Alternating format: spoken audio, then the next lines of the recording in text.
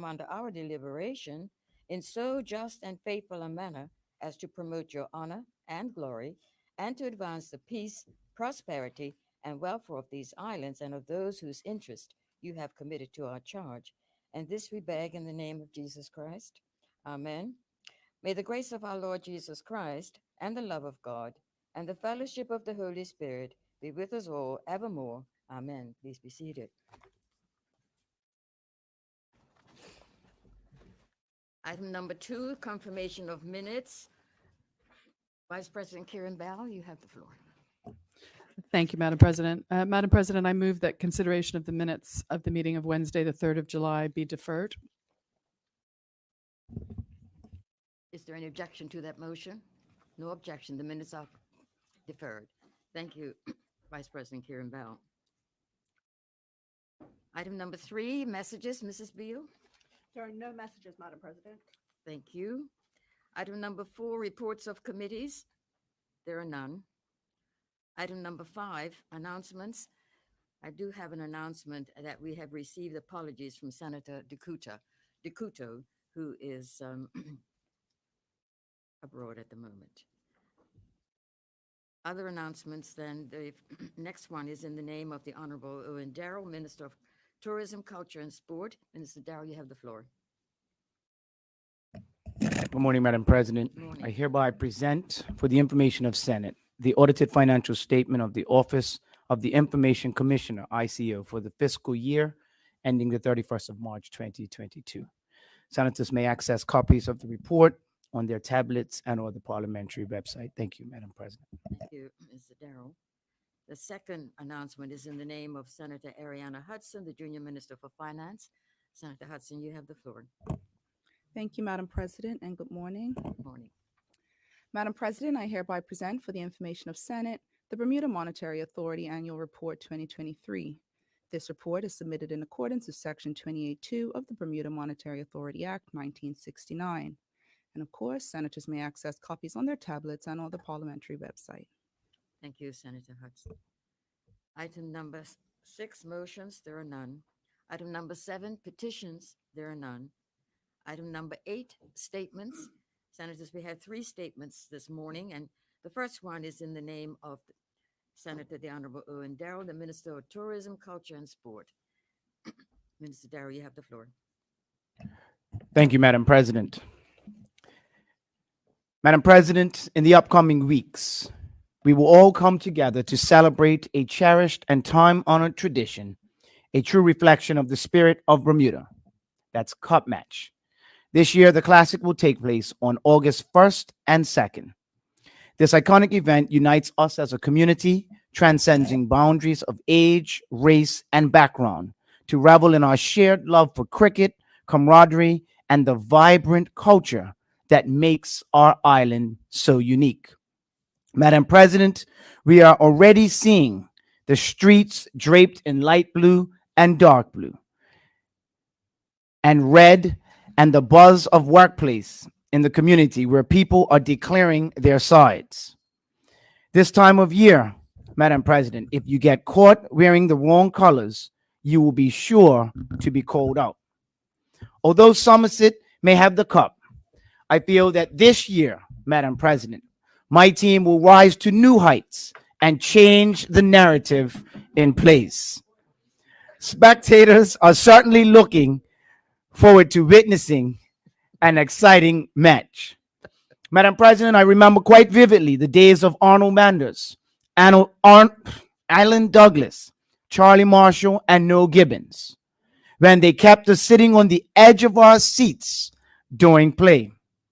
This year, the anticipation is high, and it is hoped that the standard of the match will thrill all that bear witness to the event.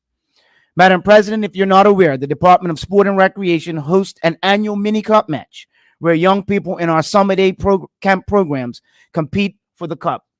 I'm proud to say that this year's Department of Sport and Recreation formed a collaborative partnership with the Carlisle Group Limited, or CG, West Indies Cricket, and the Bermuda Cricket Board to enhance the cricket coaching for Bermuda's youth and local coaches.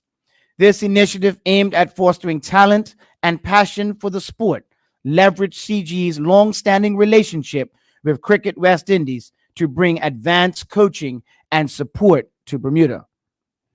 Madam President, I'd like to give a special thank you to Naz Farrow, CEO of CG, and Calvin Blankendale from the Bermuda Cricket Board for bringing two distinguished West Indian coaches, Ryan Austin and Brittany Cooper, who led the coaching sessions.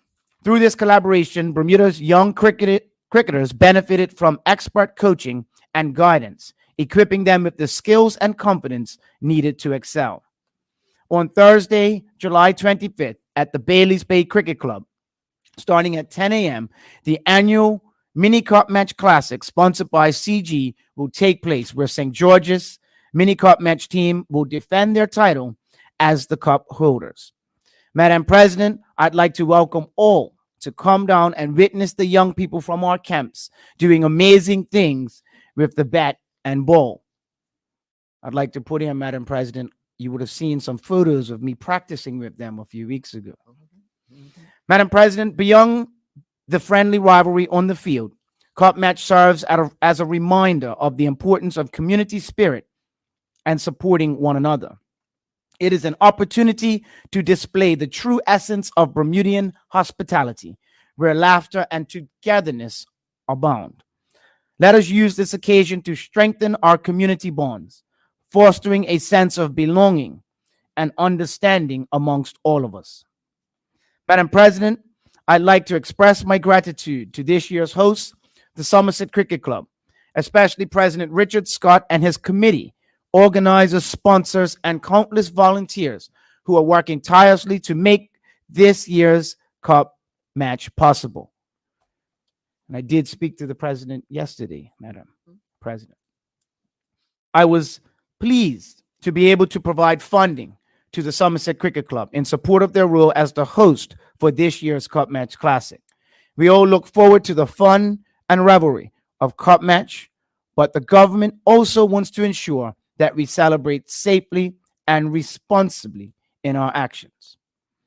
In addition, Madam President, I'd like to acknowledge the hard work of Mr. Scott and Somerset Cricket Club. I'd also like to thank the St. George's Cricket Team President, Mr. Michel Painter, and his team. Both of your club's dedication and commitment ensure this celebration remains a cherished highlight on our calendar. I'm looking forward to the final Cup Match trials, and I will be stopping by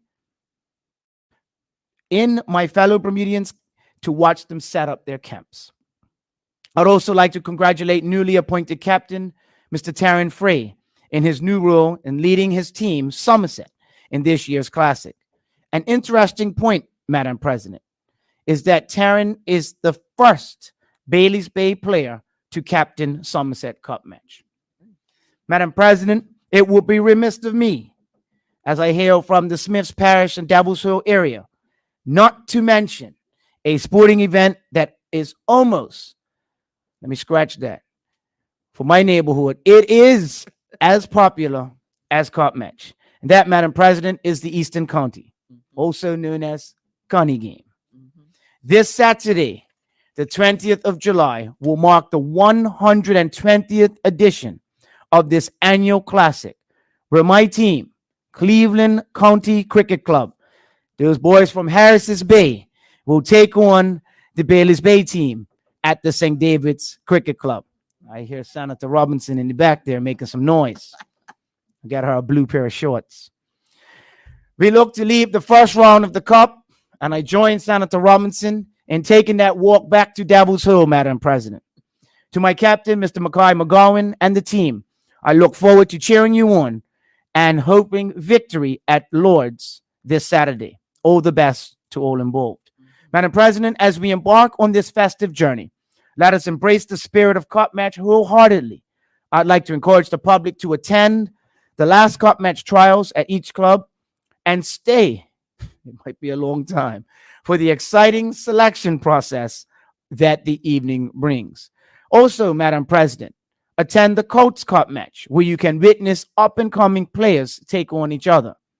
I'm honored to be a part of this year's game, and I know that this festive event symbolizes the bonds that tie us together, connected through heritage, pride, and unity, Madam President. It is a time when families, friends, and even strangers come together to create lasting memories, forging connections that withstand the test of time. Happy Cup Match to all, and thank you, Madam President. And thank you, Minister Darrow. I believe you have a second statement. I do. You can start when you are ready. Thank you, Madam President.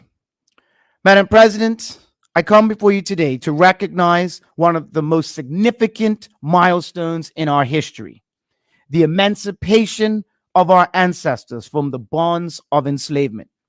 This year's emancipation commemoration theme is Reimagining Community, Snapshots of Our Past, as set forth by the Department of Culture, provides us with a profound opportunity to reflect on our journey, celebrate our heritage, and envision a future built on lessons of our past.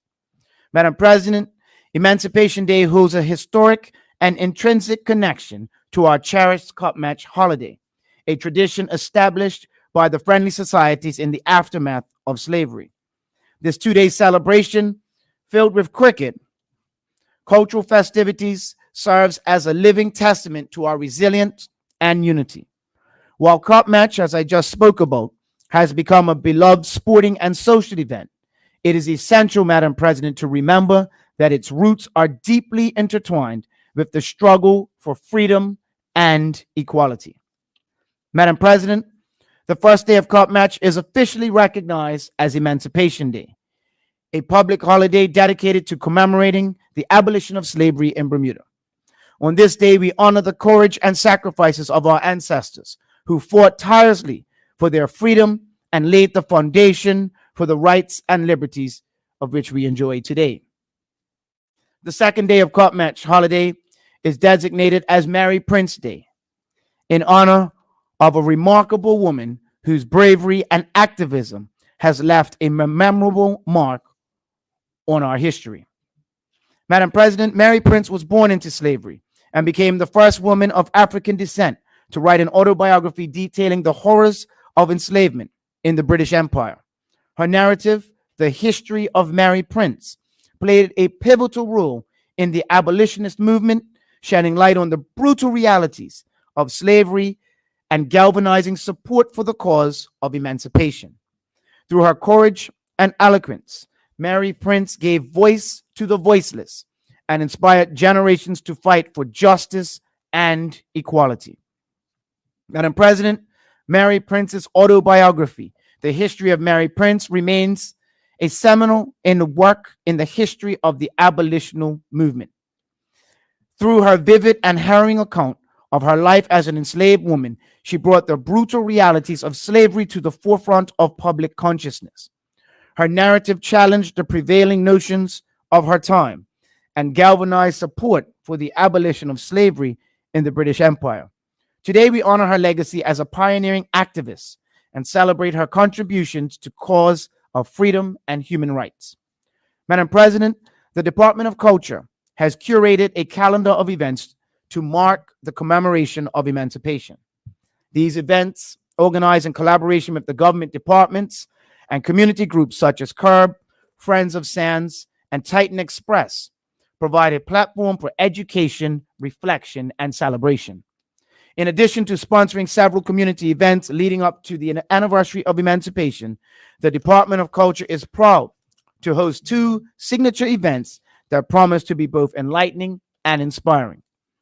Madam President, as part of a throne speech initiative, the department worked closely with students associated with Family Center to delve into the history and culture of the Court Street area. The collaborative effort resulted in the creation of The Heart of the City, a 30-minute documentary produced by filmmaker Mark Rodriguez. I'd like to say his full name, Madam President, Mark Riddell Rodriguez. A researcher, journalist, and journalist Meredith Eben. The documentary explores the vibrant history and enduring spirit of Court Street community, capturing its significance as a cultural and historical hub. I'm delighted to announce that The Heart of the City will be screened at the Court Street Market on July 28th. This screening will not only showcase the engagement of our young people, but also serve as a tribute to the resilience and vitality of the Court Street community. Madam President, we are also thrilled to welcome the return of the Dr. Kenneth E. Robinson Cyril Otterbridge Packwood Memorial Lecture, an event established to honor these two distinguished Black Bermudian historians who dedicated their lives to preserving and promoting our heritage. This year's lecture will be delivered by Youssef Bouchara, a passionate researcher who spent last summer interning at the Bermuda National Gallery. Mr. Bouchara's talk, entitled Eyes Wide Open, the Awe and Delight in All of Us Everywhere, Lessons from Richard Saunders, will take place on August 21st. The lecture will focus on the singular impact of Richard Saunders, a Black Bermudian photojournalist whose work earned international acclaim. Madam President, Richard Saunders is one of the few Bermudian photographers who have gained much widespread recognition for his work. He spent the majority of his career in the United States, where he established himself as a highly respected photojournalist. His captivating images appeared in leading publications such as Life, the New York Times, Fortune, Ebony magazines, showcasing his exceptional talent and unique perspective. Through the lens of Mr. Saunders, he captured the beauty, strength, and resilience of the African diaspora, providing the world with a powerful visual narrative of our shared humanity. Madam President, the importance of commemorating emancipation cannot be overstated.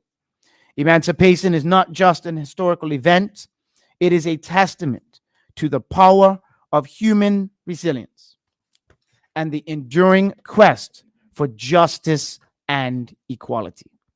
It reminds us of the importance of standing up against oppression and advocating for the rights and dignity of all people. As we reflect on our past, we must also look to the future with a commitment to building a society that values and respects every individual, regardless of their background or circumstances. Madam President, the Department of Culture's theme for this year's Emancipation, Reimagining Community, Snapshots of Our Past, invites us to look back at our history with fresh eyes and a renewed appreciation for the strength and resilience of our community. It encourages us to reimagine our collective future, building on the foundations laid by our ancestors and striving for a more just and equitable society. Madam President, may this year's commemoration be a time of reflection, celebration, and unity. May it inspire us to build a future that honors our past, embraces the strength of our community, and may we all have a joyous and memorable cup match filled with the spirit of togetherness. Thank you, Madam President. Thank you, Minister Darrell. The next statement is in the name of Senator Ariana Hudson, JP, Junior Minister for Labor, Finance, and Health. Senator Hudson, when you're ready, you may begin. Thank you, Madam President. Madam President, in accordance with Section 28 of the Bermuda Monetary Authority Act 1969, I am pleased to table the Bermuda Monetary Authority Annual Report 2023. Madam President, Bermuda's financial services sector is subject to the regulation and supervision of the Bermuda Monetary Authority. The authority operates pursuant to the Bermuda Monetary Authority Act 1969, which provides it with a number of principal objects, including the supervision, regulation, and inspection of financial institutions operating in or from within Bermuda, together with the promotion of financial stability and the soundness of financial institutions. Madam President, the House will be aware that the authority has specific licensing and supervisory responsibilities under the following regulatory statutes: the Banks and Deposit Companies Act 1999, Corporate Service Provider Business Act 2012, the Digital Asset Business Act 2018, the Insurance Act 1978, the Investment Business Act 2003, the Investment Funds Act 2006, the Money Service Business Act 2016, the Fund Administration Provider Business Act 2019, the Trust Regulation of Trust Business Act 2001, together with other statutes. The authority also regulates the Bermuda Stock Exchange. Mission: Madam President, the authority's mission is to contribute to Bermuda's financial stability, protect consumers of financial services, and protect Bermuda's currency through maintaining effective and proactive regulatory frameworks through its highly skilled and engaged workforce, delivering efficient operations and sustainable business practices, and supporting responsible innovation locally and in global markets. International recognition. Madam President, the authority has received international recognition of its work. The House would be aware that Bermuda is one of only 7 total jurisdictions worldwide that have received the U.S. National Association of Insurance Commissioners qualified jurisdiction status. Additionally, Bermuda is one of 3 jurisdictions to have received the National Association of Insurance Commissioners elevated status of reciprocal jurisdiction. Bermuda has also been granted equivalent status under the European Union's Solvency II directive for its commercial insurer sectors. Bermuda is one of only 2 jurisdictions that has been granted the status. Madam President, the authority is recognized as a constructive participant in a number of international organizations. Meetings with such organizations offers opportunities for the authority to strengthen its relationships with other supervisors. Currently, the Managing Director, Supervision of the Authority, serves as a member of the International Association of Insurance Supervisors, Executive Committee.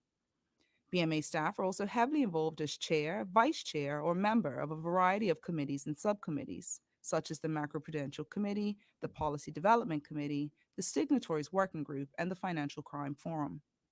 In addition, the authority is an active member of the Financial Stability Board Regional Consultative Group, Americas, and participates in and contributes to the Bank for International Settlements and the Organization for Economic Cooperation and Development's Insurance and Private Pensions Committee. The authority also is a coordination group member of the Global Financial Innovation Network. The Global Financial Innovation Network is a group of regulators committed to supporting financial innovation in the best interests of consumers. Legislation.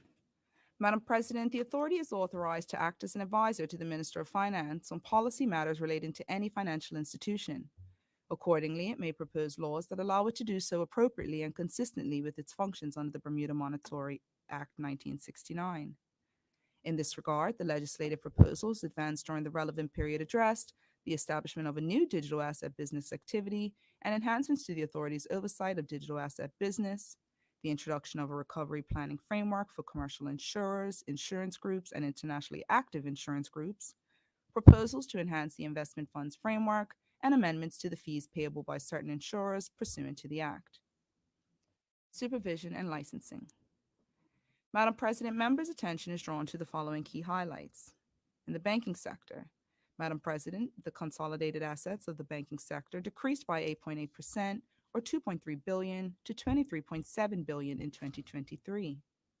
This change was in line with a decrease in deposit liabilities and is evidenced primarily by cash and deposits decreasing by 36.5% to $2.7 billion.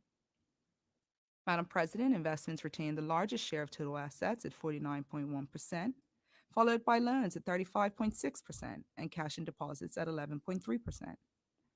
Madam President, net interest income continues to be the largest component of the banking sector's income at $790 million. Insurance sector. Madam President, 1,220 insurers were registered as of the 31st of December 2023, as compared to 1,196 in 2022.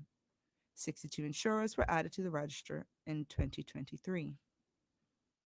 Madam President, insurers and insurance groups are required to submit statutory financial returns either 4 months, 5 months, or 6 months after their financial year end, depending on the applicable license class.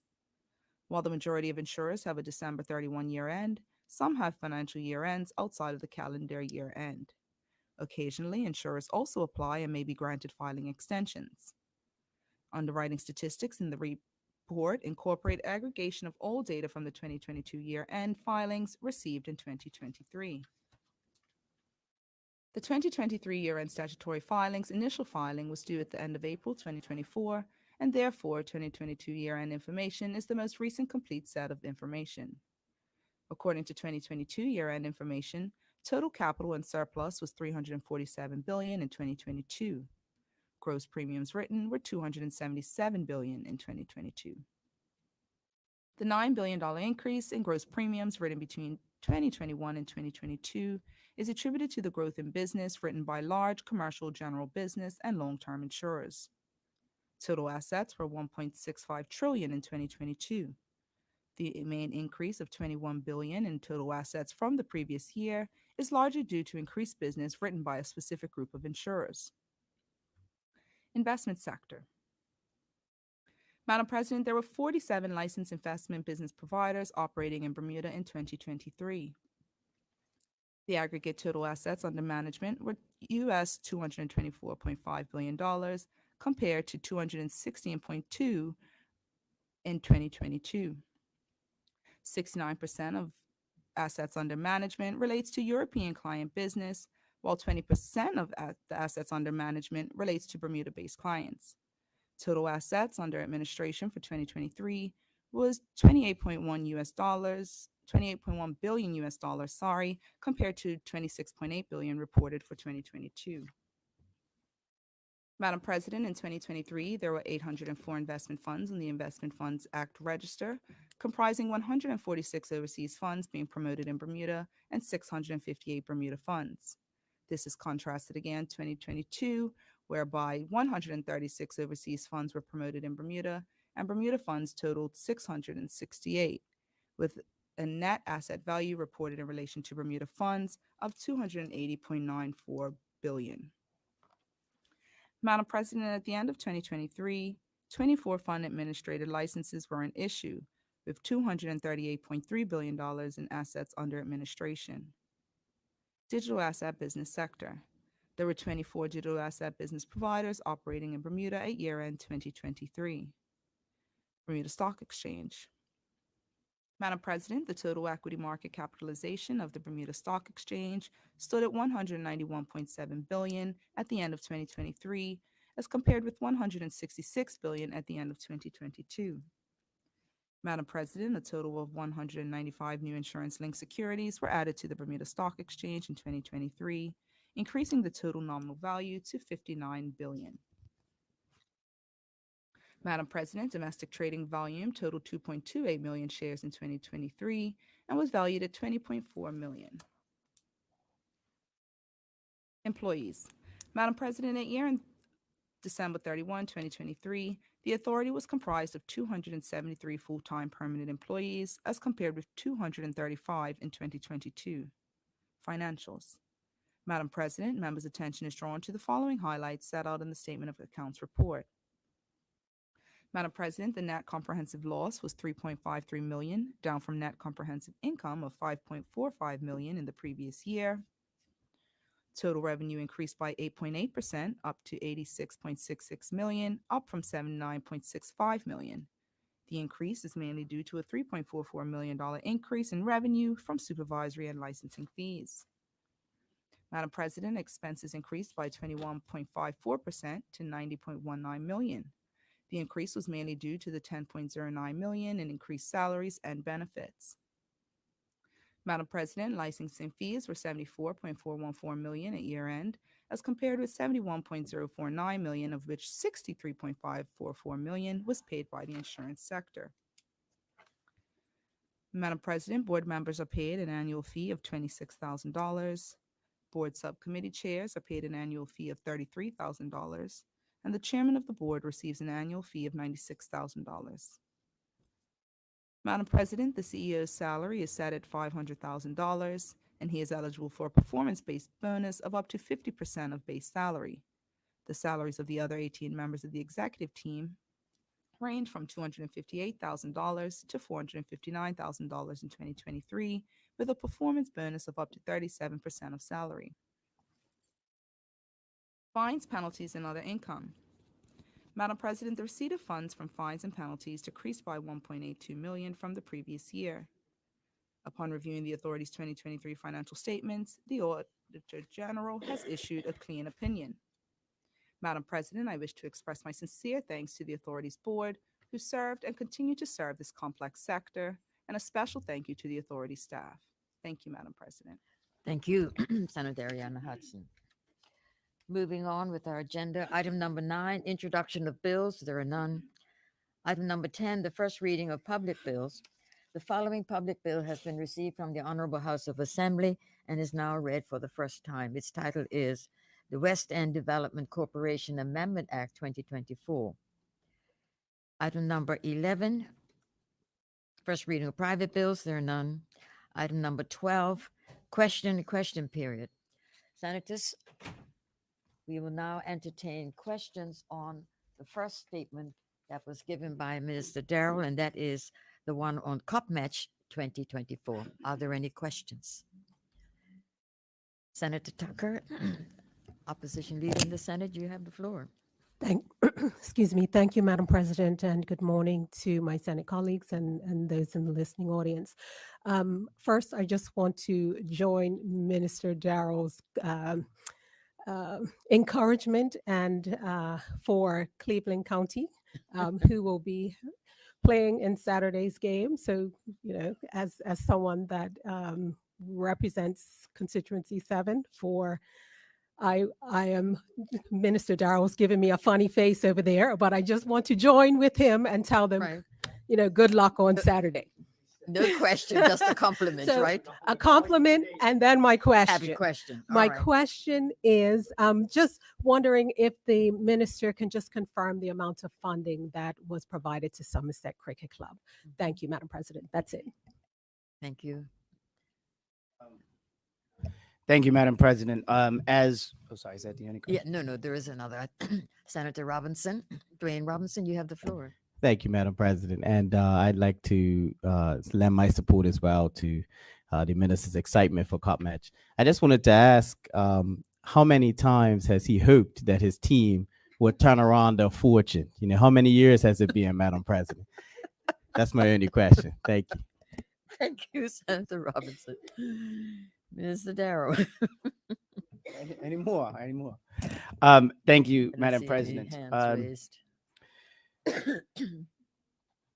Madam President, I am waiting on the figures. I should have had those with me, but as was stated in the budget debate back in February and March, the government has committed, and the Ministry of Tourism, Culture, and Sport has committed $50,000 to the Somerset Cricket Club. And as you know, this has been consistent over the last couple of years. Last year, St. George's Cricket Club got the same. There's an additional funding that we also give to the clubs for infrastructure improvements, Madam President. You will know that there's a large contingent of scaffolding up at these, and it's very important that we have that scaffolding inspected by professional engineers and signed off on. So one of the reasons that for many, many years, Madam President, that did not get signed off on because it was cost prohibitive for the clubs. So the budget has also included additional funding for the engineering report and the sign off of their scaffolding. I am waiting the exact figure on that. I think last year the additional funds was somewhere in the region of an additional $16,000. And we've budgeted about that this year. So I'm waiting for the proper numbers on that. And once I do get it, I will let the Senate leader of the One Bermuda Alliance know. But like I said, for Cup Match, and you will see in a presentation in the coming weeks, a check will be presented to Somerset Cricket Club of $50,000. Thank you, Mr. Darrow.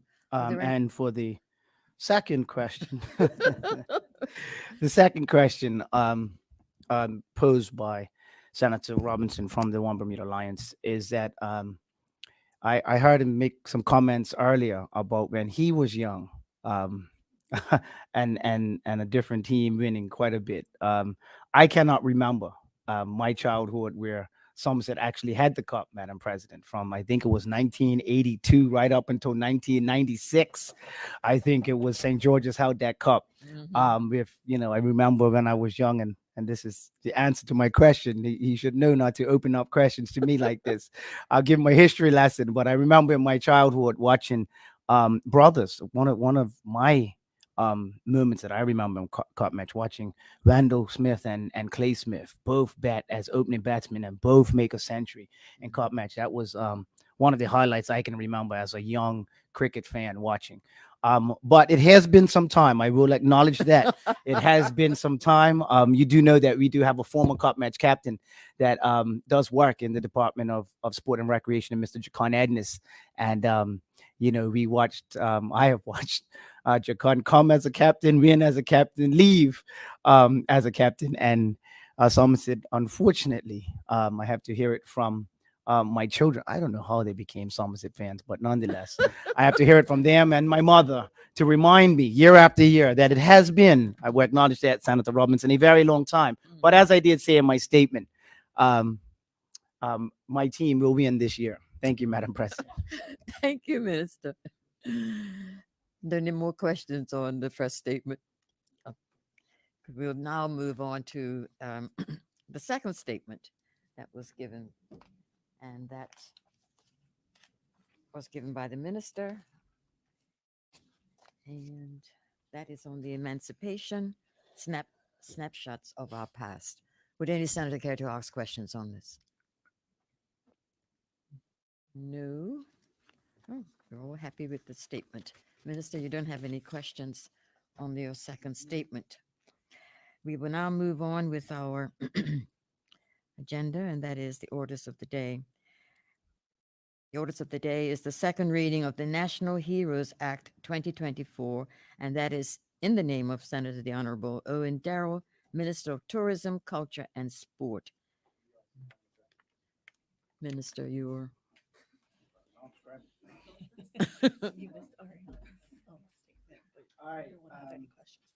Oh, sorry. I'm speeding along, and can I just reflect that I didn't ask whether there are any questions of Ariana Hudson on her statement. Um, I know you were very comprehensive, and it was a lot of information, but are there any questions on the statement that was delivered by Ariana Hudson, entitled The Bermuda Monetary Authority Annual Report 2023? There are no questions, so Seeing none. you were very comprehensive. Thank you. Minister, we'll now hand over to you and the orders of the day. Thank you. National Heroes. Thank you, Madam President. Forget this right. I've now moved that the bill entitled National Heroes Act 2024 be now read a second time. Is there any objection to that motion? No objection. Thank you, Madam President. Madam President, I'm pleased to introduce the bill entitled National Heroes Act 2024, which establishes and formalizes the criteria which is to be applied in the selection of a national hero. Madam President, as my Senate colleagues will be aware, in the November 2022 throne speech, a commitment was made to invite the legislator to codify the nomination process and qualifying criteria for the selection of national heroes. Madam President, the National Heroes Day holiday is observed each year on the third Monday in June. The purpose of this holiday is to honor those persons who have been officially designated as national heroes in Bermuda. The National Hero designation is a lifetime honor that is bestowed. Madam President, the designation of a national hero is intended to be a rare honor. Dame Lois Brown Evans was inducted as Bermuda's first national hero in 2009. Cabinet will recall that 7 additional heroes have been inducted since that time, with Sir John Swan being the most recently inducted hero in 2016. Madam President, the Department of Culture maintains the responsibility of enacting plans relating to national hero nominations. They emphasize that national heroes should have made a significant and lasting contribution to Bermuda, have enriched the lives of others, and have a legacy that will stand the test of time and have continued relevance in the future. They have contributed to the quality of life and destiny of Bermuda. They should be considered as outstanding in their area of service, and they have ready name recognition amongst the general population. They are recognized by his or her profession or organization and is reflective of Bermuda's cultural heritage and diversity. It is important that the individual or group designated as a national hero is of outstanding character and may possess some or all of the following characteristics: they are dedicated, ethical, committed, self sacrificing, conscientious agent of change or betterment, a risk taker, and demonstrates consistency and passion, demonstrates love of Bermuda and her people, and demonstrates leadership qualities.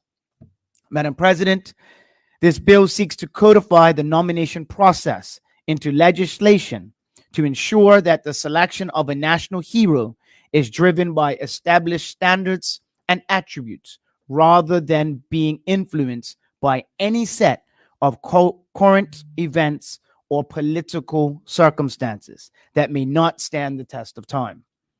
Public confidence in the national hero selection process is essential to successfully maintain the Order of the Heroes as a symbol of exceptional excellence selected for the purpose of engendering national pride.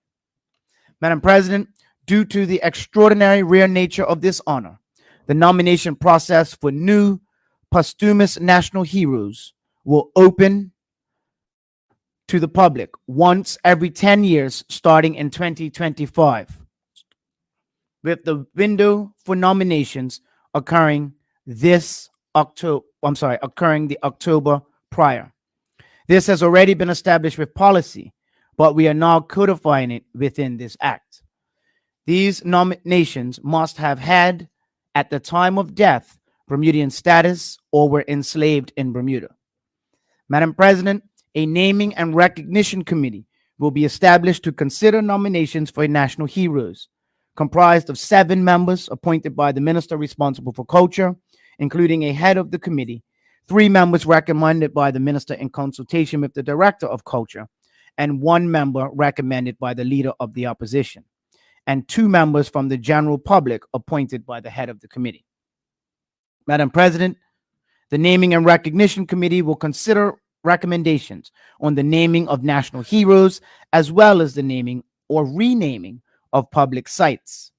The committee may also be responsible for recommendations on producing monuments or memorials as it relates to national heroes. These recommendations will be presented to the minister with responsibility for culture. Madam President, as you know, there is a precedent set for naming buildings and public parks after our national heroes. In this act, the process becomes formalized, with the minister responsible for culture able to grant tokens of recognition based on the recommendations of the Naming and Recognition Committee.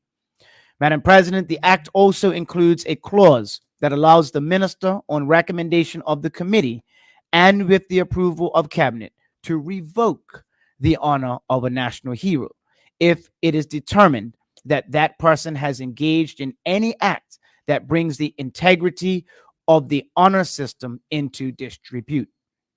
To close, Madam President, the National Heroes Act 2024 formalizes and allows transparency into the process for the selection of national heroes to be safeguarded from any political interference. It includes provisions for the periodic public nominations and establish a naming and recognition committee for transparency.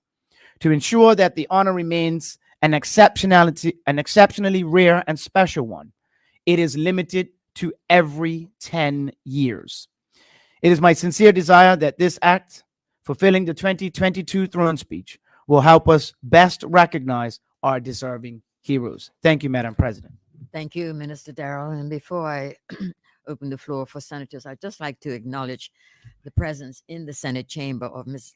Lavette Tannock, Parliamentary Counsel from the Attorney General's Chambers. Welcome to you, ma'am. Would any senator care to speak on this bill? Yes, Senator Dwayne Robinson, you have the floor.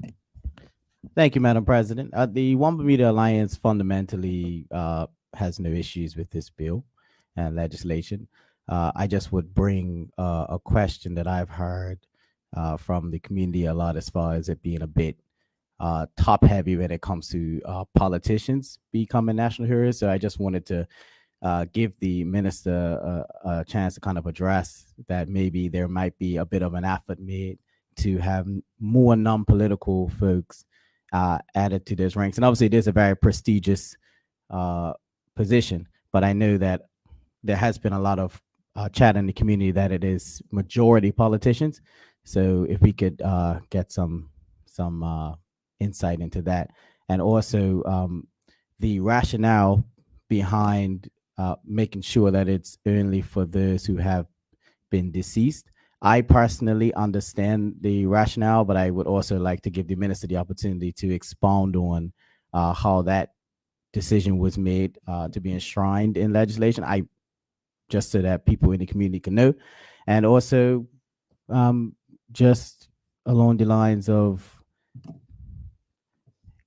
the rationale going forward as to if there will be any special circumstances pegged to that, or is it final. But with that, Madam President, we have no issues with the bill. Thank you, Senator Robinson. Would any other senator care to speak on this bill? Yes. Vice President Karen Bell, you have the floor. Thank you, Madam President. Just to say that full-throated support for this bill. I think that having the committee codified in the way that is set out in the bill is a good thing. I think having national heroes that we can recognize their role in history and having it clear, who should be recognized in this way helps members of the public and amateur historians make sure that some names of Bermudians are not lost to history and are adequately recognized. So full-throated support. Thank you, Madam President. Thank you, Vice President Karen Bell. Would any other senator care? Yes, Senator Joan White, you have the floor. Thank you, Madam President. I'm fully supportive of this bill. I guess the only one slight issue I would have is just the removal potentially of a person who's previously awarded it. I think that it could be potentially very contentious, but that's the one item in the bill that concerns me a little bit. But overall, I'm fully supportive of the bill. Thank you, Madam President. Thank you, Senator White. Senator Tucker, Opposition Leader, you have the floor. Thank you, Madam President. I like everyone else, support the Mhm. bill. I do just have one question, just I guess a point of clarification for my own self. Is it intended that there will be a new hero selected every 10 years? So can we look forward to that cycle and having a new hero? Thank you, Madam President. Thank you, Senator Tucker. Would any other senator care to ask a question on this bill?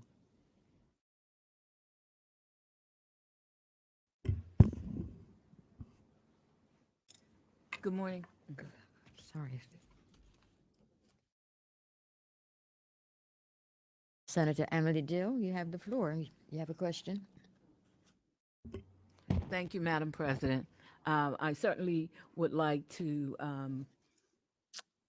lend my support to the passing of this bill and certainly congratulate the government on their continued efforts to ensure that our history is maintained in this island, and certainly the National Heroes Act, that this will indeed be the highest honor that an individual can receive. And I just look forward to all of the many ways that our young people will be able to celebrate the history of our people and certainly walk in the footsteps of those who have gone before. Thank you, Madam President. Thank you, Senator Dill. Looks like Senator. Yeah, it seems I was waiting to thank see you. if any other. Thank you, Madam President. Just give me 1 second.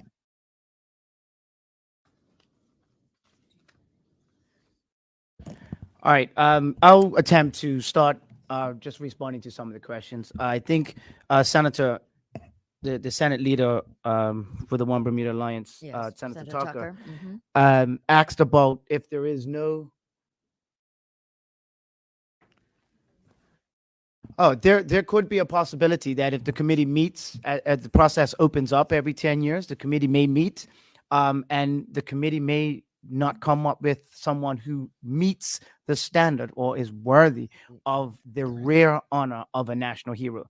So you're absolutely right. There is a possibility that in a 10-year cycle, there may be no recommendation by the committee, there could be two or three.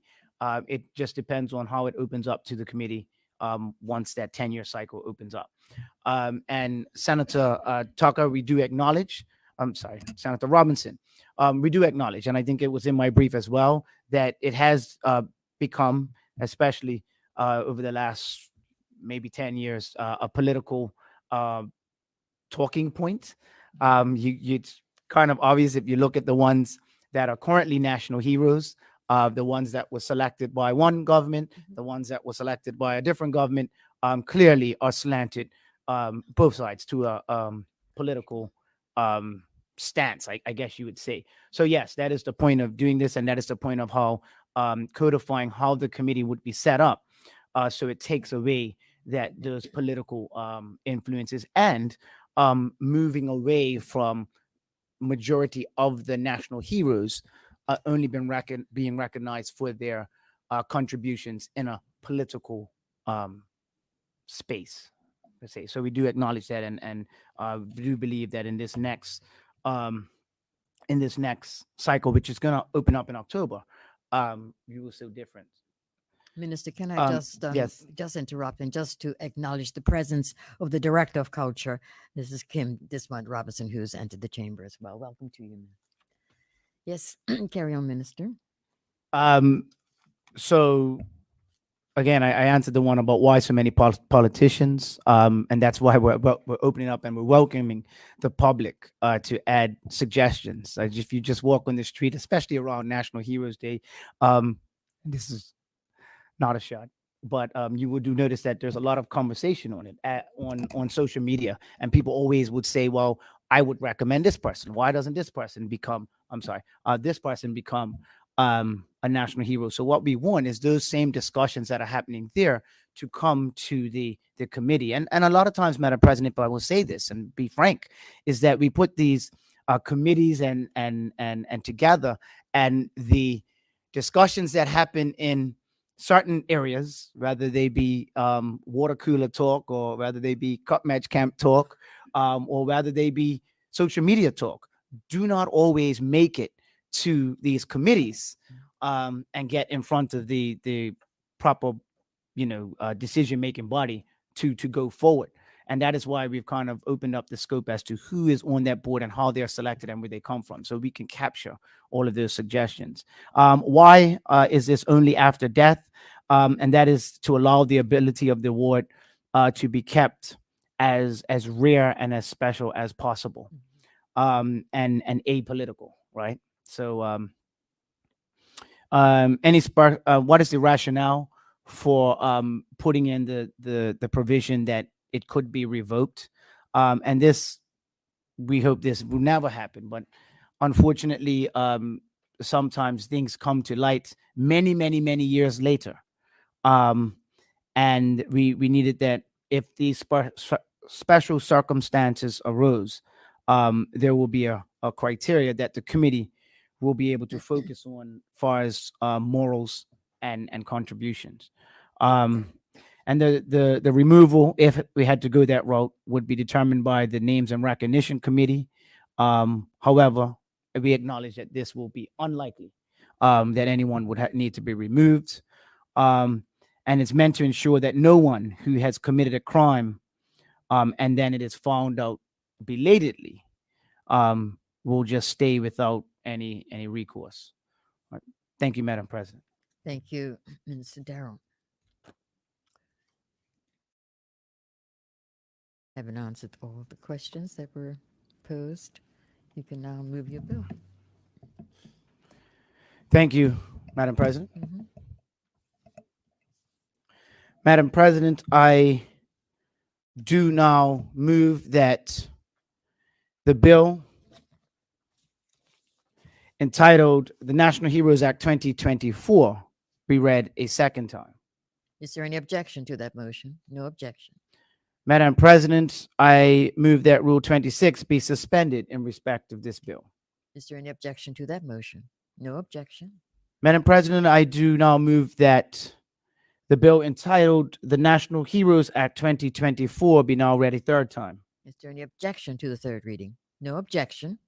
Madam President, I move that the bill do now pass. It has been moved that the bill entitled the National Heroes Act 2024 do not pass. Is there any objection to that motion?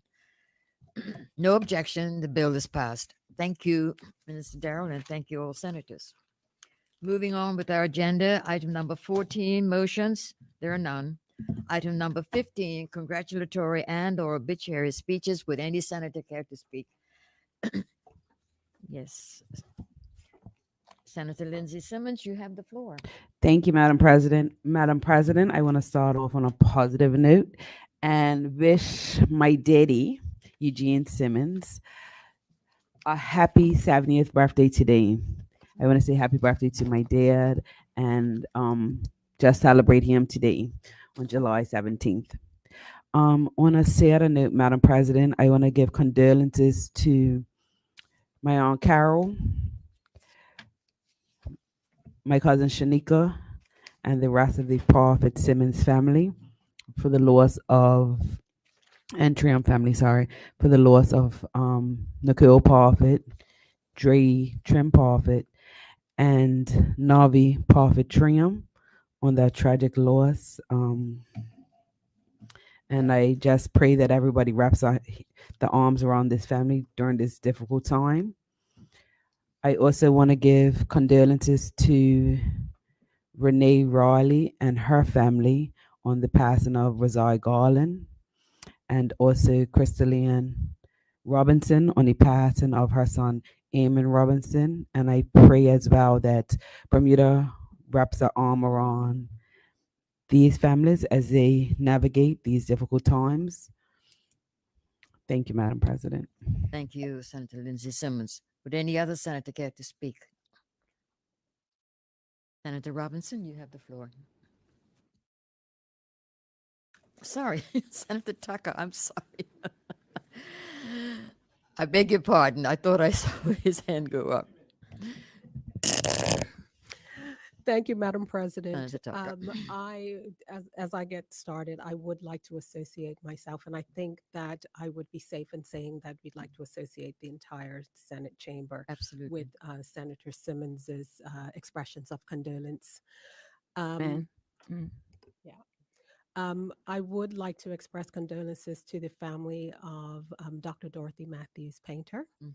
I did not know her personally, but through my years of living, I have heard about the contributions that she's made, her beauty school, and all the things that she's done to, um, in terms of cosmetology and whatnot in Bermuda. So I just want to express condolences to her family. I would like to express condolences to the family of MP Richardson on the passing of his father in law, Mr. Clarence Smith. I also would like to express condolences to the family of Cliftine Lambert. So that would be Mr. Cliff Lambert, her sister Tanae, and the rest of their family. I just actually found out about Cliftine this morning. She was a friend of mine way back in the day as teenagers. I spent a little bit of time in flats, and so I know Cliftine from there. And also express condolences to a constituent on the Mrs. Dinah Barkley on the passing of her husband, Mr. Winston Barkley. Mr. Barkley and I had a really great conversation not too long before he passed away, where I was able to learn about his skill as um, a master cedar carpenter, and some willingness that he had to teach young people to pass on his craft. He was quite passionate about doing so. Um, so I don't think he got the opportunity to do so, but he did want to do so. So with those words, I just again want to express condolences to all of those people mentioned and their families and friends. Thank you, Madam President. Thank you, Senator Tucker. Would any other senator care to speak? Senator Dill. Senator Dill, you have the floor. Senator Emily Dill, Reverend. Okay. Thank you, Madam President. I'd like to take the opportunity, first of all, to express my um, sincere condolences to all of the families who have experienced loss since the last time that we met, and in particular, some of the more sudden losses that we have experienced over these past few weeks. But on a very positive note, I'd like to take this opportunity to congratulate the Allen Temple African Methodist Episcopal Church of Sandys, Bermuda, who has just finished the 1 year celebration of their 150th anniversary. Certainly, the Allen Temple Church family on the first Sunday of this month, s- we celebrated the ending of the official celebration. But and some of the people that came out of Allen Temple has a very, very rich history. The Reverend Charles Vinton Monk, who in the early 1900s was a minister that um, started a movement in Bermuda when there was injustice in the dockyard area. And he eventually was imprisoned and pardoned in recent years. Posthumously for the work that he did in terms of fighting for the rights of the workers in dockyard and in particular the people of color. Bishop Vinton Anderson, who was the first Bermudian to be elected as a bishop in the AME Church, and who later became a president of the World Council of Churches, which represents millions of congregations throughout the world.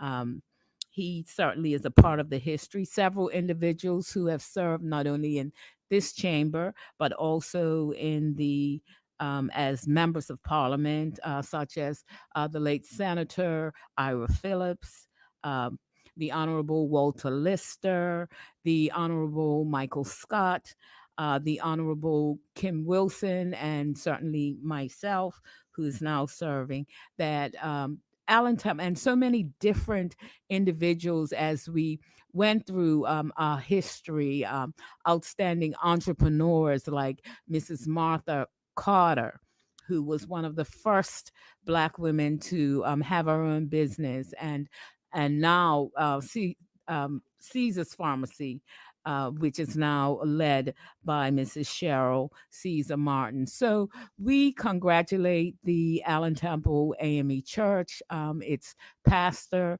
presiding elder, Reverend Howard Dill, and our entire congregation for the work that they continue to do.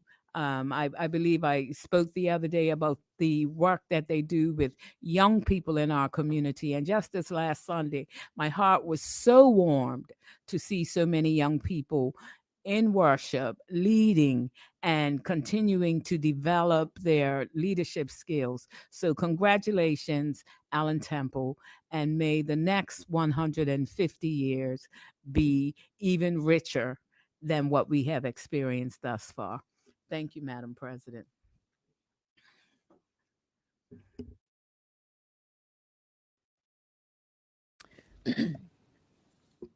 Senator Leslie Robinson, Thank you you, have Madam the floor. President. I too want to join in with the expressions of condolences to all those who have lost loved ones, and in particular, these sudden losses in recent times. Um, our hearts go out to all of them, all of the families. Um, I would like to, on a more happier note, I would like to just express congratulations to all athletes, and I'm sure the minister may say talk about some of these things, but every time you look in the paper and you go to the back of the paper, there are athletes being celebrated, being talked about, and what they do, and so just want to commend all of our athletes who continue to, whether it be individual sports or team sports, representing Bermuda. Wow. Thank you. Thank you. Senator John White, you have the floor. Thank you, Madam President. I'd like to express condolences to the family of Ronald Bean. Ronald just passed away last week in his 87th year. I attended his funeral. His son, Michael Bean, is a good friend of mine, along with his wife, Kim Winter Bean. So I just want to express condolences to that family. Mhm. Thank you. Thank you, Senator White. Would any other senator care to speak? Not Minister Darrell. You have the floor. Thank you, Madam President. I do want to be associated with two offers of condolences to families that were mentioned earlier. In specific, though, I would like to speak about the two young men that were taken from us far too early. I went to school, Madam President, with both of their mothers. Actually, one, Miss Crystalline Robinson in high school, and Miss Renee Riley in primary school. So I have not gotten a chance to see them yet, but I do want to send official condolences and be associated with, as Senator um, Simmons said, and Senator Tucker, with the entire Senate for those condolences. And also, Miss Dorothy Matthews Painter, Mhm. um, who, Madam President, had a very successful, as Senator Tucker did say, career in hairdressing. And I had the opportunity to know and engage with most of her grandchildren, Mhm. who are friends of mine. So I want to send condolences to her family, specifically her grandchildren. You may know them as Kenlin, Kenneth, and Kendall. Also, Miss Rebecca Matthews Souza, Dr. Lou Matthews, and I forget his last name, but I think it's Mark. So I want to send condolences to all of her grandchildren, as Okay. she did outlive all of her children. Mm. Um, so condolences to that family as well, Madam President.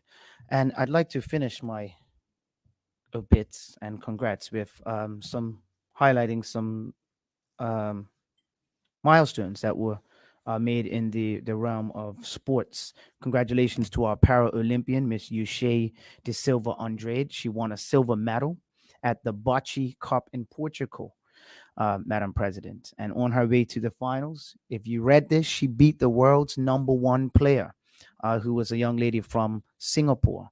So, we're looking forward to her. She will be attending the Paralympics in Paris as well. And we look forward to continued success from Uche De Silva Andrade. Also in athletics, in his final warm up before the Paris Olympics, Mr. Janai Parenchief won an elite men's event in Memphis, Tennessee on Thursday, the 11th of July. And congrats to Janai on his continued road to the Olympics in later this month.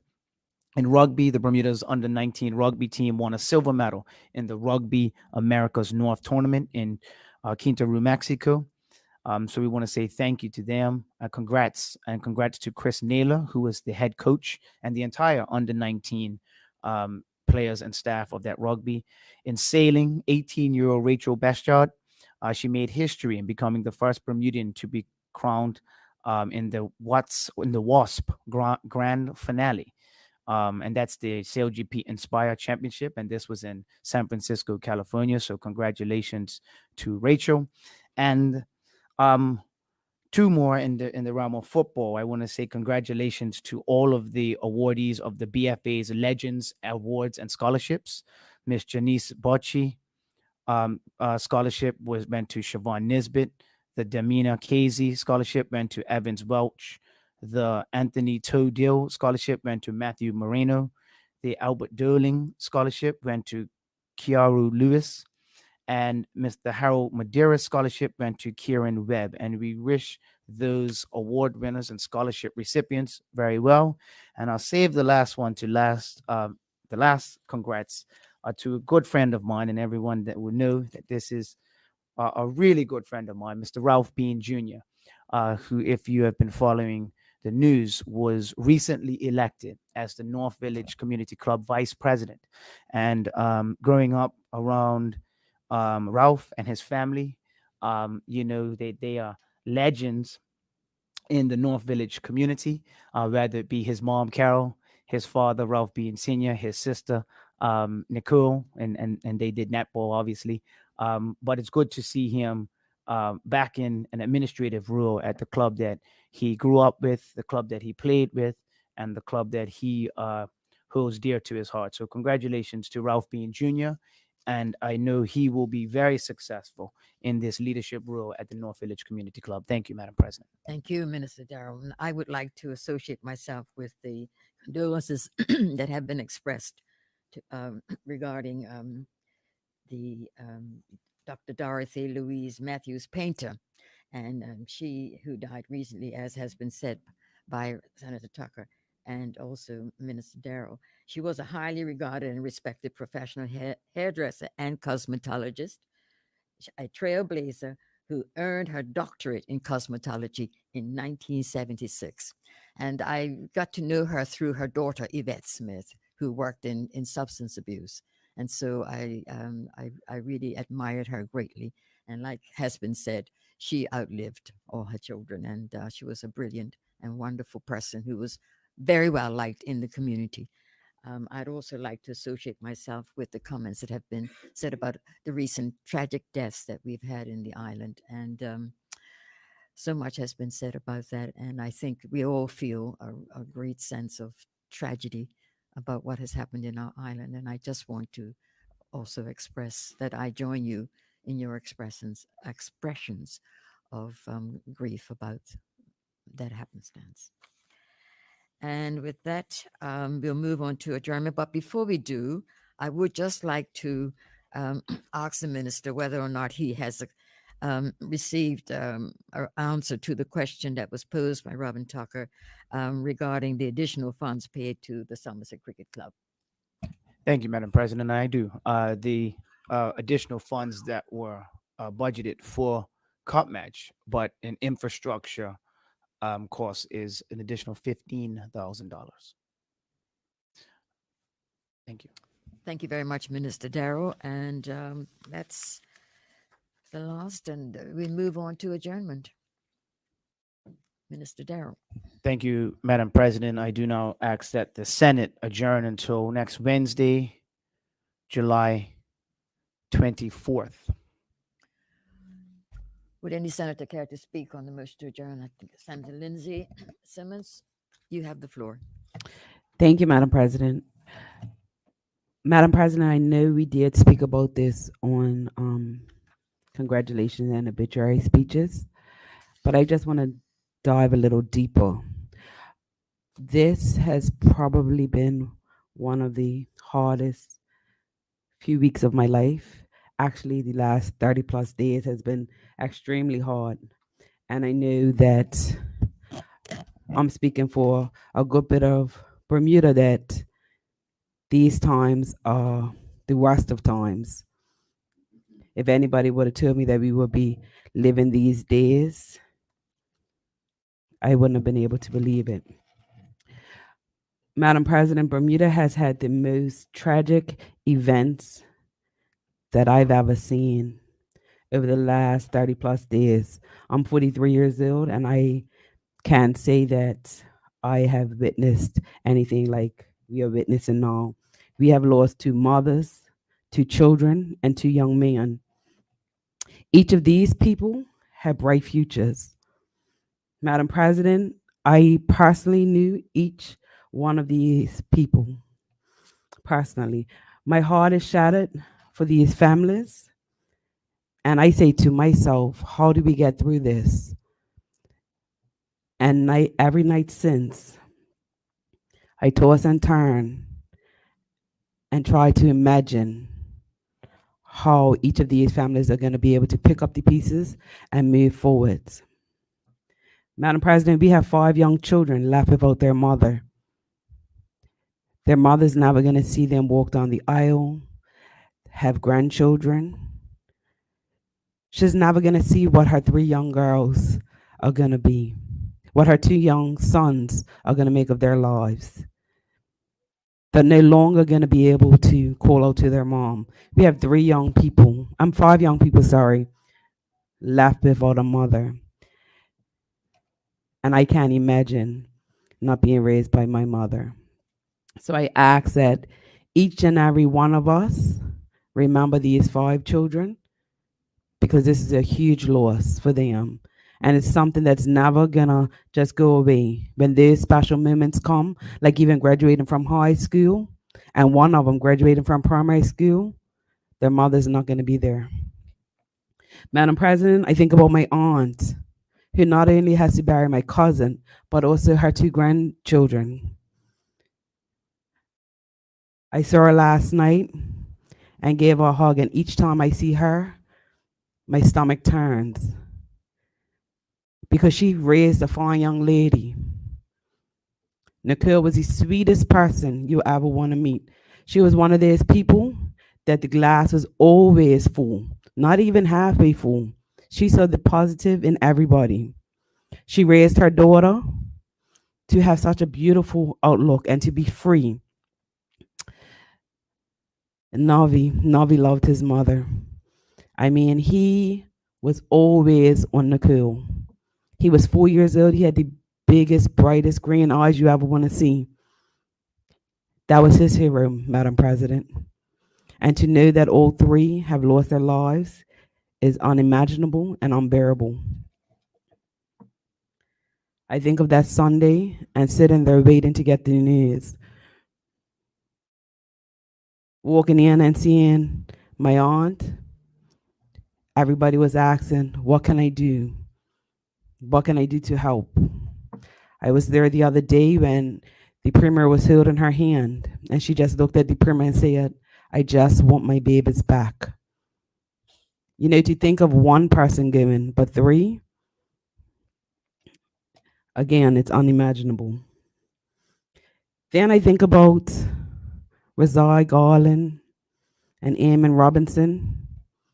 Razai I knew before Eamon because I taught him at Dalwood. And you want to talk about a mother that cried, whether he was got high honors or did something positive. Renee poured into her son. She made sure that he was on the right path. He got $118,000 in scholarships. He was away in school. He was doing what he had to do, Madam President.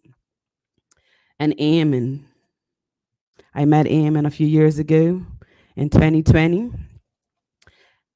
and he was doing positive things with Razai as well. Eamon and Razai work very closely every week, if not a few times a week, with MP Chris Famous. I think about Eamon's mother, Crystalline Robinson, that wanted the best for her children. And these boys made sure that Devonshire was beautiful. Now, I had a house up the country, but they went up my house. I have pictures of them cutting my grass. They made sure that Bermuda was the Bermuda that they wanted to see. And for their lives to be cut short is, again, unimaginable, Madam President. Madam President, if you don't mind, I would like to read something that Eamon's mom had up on Facebook. Certainly you may. Thank you.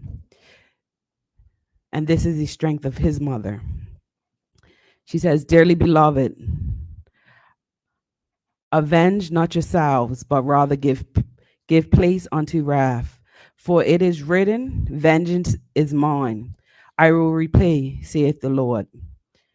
And then she says, it is out of our hands. I am at peace knowing that this young man, her son, was a warrior, a lion. I'll let God handle the rest. Madam President, I honestly, I can't imagine losing a child. But the strength of these families is something that shouldn't happen in Bermuda. We shouldn't have to bury our sons young. We shouldn't have to bury children that's one wasn't even in primary school. One was just in primary school. And a young mother that poured into her children and made sure that she did what she can to raise children that were going to be one day probably a mother, one day probably a son. We would never know as their lives were cut short. You know, I saw Dre and Nicole Friday before the tragedy. And all she said was, Aunt Lindsay can't get me a Stanley Cup. I wish I would have went out on Saturday and got her that Stanley Cup, but I told her wait till Monday. Monday never came for her. Madam President, as the weeks and months go by, we need to keep these families in our prayers. These tragic deaths will forever be stained in the fabric of our society. I don't think this has ever happened before.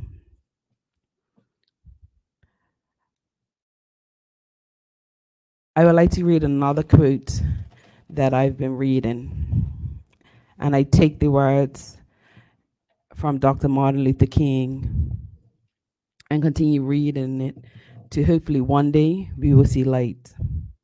Madam President, darkness cannot drive out darkness. Only light can do that. Hate cannot drive out hate. Only love could do that. Hatred paralyzes life. Love releases it. Hatred confuses life. Love harmonizes it. Hatred darkens life. Love eliminates it. I have decided to stick to love. Hate is too great a burden to bear. With that said, I take from that we need to love our children more. It starts from in the young, Madam President. We need to let our people know the importance of life. We need to let them know if they're not okay, stop stigmatizing mental health. We all struggle at some point. We all need an avenue to reach out to. We all need to let, especially our Black men, know that it's okay to be weak. Teaching our young men that we have to be strong all the time is part of the reason why we're breaking and part of the reason why we see the tragic situations happening today. Madam President, it starts from birth. It starts from raising our children to know that there are better ways. You know, I heard people say it's tragedy all around the world, and this is 100% true. Are we ever going to stop crimes? Are we ever going to stop people hurting people? Probably not. But what I can say, Madam President, this is a time where we pour into our people and let our people know that we should value life. We should value each other and know that if we start at a young age, less of this would happen. And hopefully we'll come to a place where the Bermuda I remember, this didn't really happen. It was so far and few between. We need to stop blaming each other as society and start looking into our homes and figuring how what we can do to help our children. It's okay to get help. It's okay to reach out for help. There are plenty of hotlines, whether it's government related, private sectors, that we can reach out to. And sometimes, Madam President, it might just be that we need a friend. I know I spoke about this before about domestic violence. If people coming to you and saying, I need to talk, be that shoulder, because you never know. It could be that day that they really need to speak to somebody, but they didn't have an outlet to speak to somebody. We have to value our people. The greatest treasure in Bermuda is us as people. I'm tired of seeing our Black men and women passion like this. But it's a war on ourselves. And I hate to say this, we do not see the other part of this population being targeted like we are on our end. And it's our end killing our end. We need to do better. And we need to, and especially, Madam President, if we see our people or our children or our family members doing things that are wrong, we need to stop saying, they'll get over it, they'll stop. Because if we don't say anything, we're going to continue this cycle. No matter what government puts in place, no matter how much we pray, if we are not willing to be bold, I will repeat that, if we're not willing to be bold, Madam President, and put our foot down and realize that our lives are the most precious things that we have, then we're going to continue down these destructive paths. Watching people hurt like this is something I never thought I would see. So I'm going to say this, Madam President. I, Lindsay Simmons, not Senator Lindsay Simmons, I, Lindsay, as a Bermudian, will continue to say their names and remember each and every one of them because these were positive people in our community. I will continue to say the names of Nicole Parfit, Dre E. Trim Parfit, Navi Parfit Trim, Eamon Robinson and Razai Garland, and Deontay Trim, as these people lost their lives far too soon. And I would encourage people to continue to love on each other. And if you need help, there are plenty of ways that we could reach out. Senator Hudson did an op-ed the other day that encourages people to reach out to different organizations to get the help that we need. I pray that everybody comes together and realizes that we need each other. And these families that are going through this grief, remember them, like I said, because months and years from now, they're still going to be suffering the loss of these innocent people. Thank you, Madam President. Thank you, Senator Lindsay Simmons. Would any other senator care to speak? Senator Dwayne Robinson, you have the floor. Thank you, Madam President, and I'll keep my comments very brief. And I appreciate the um, motion to adjourn from my colleague. I just wanted to offer a few words of collective and unity in these times during the tragedy and lots of tragedy that the island is going through. And a lot of times we come to the chamber and, my government colleagues are meant to present the record of government and defend it, and opposition is meant to scrutinize and offer solutions and all the likes. But in cases like this, where you're dealing with loss of life, it was remiss of me as the person who has the responsibility of national security on my side of the room not to offer not just my condolences, as has been mentioned by my colleagues in obits and congrats, but also my acknowledgement that it's bigger than government. And in moments where we are grieving and scared, and I mean, it is a lot of Bermudians who come up to probably each and every one of us expressing their worry for the direction that Bermuda is going. I wanted to take this time to extend my hand to all colleagues to say that collectively we all have a responsibility to ensure that we don't take the safety that we have in Bermuda for granted.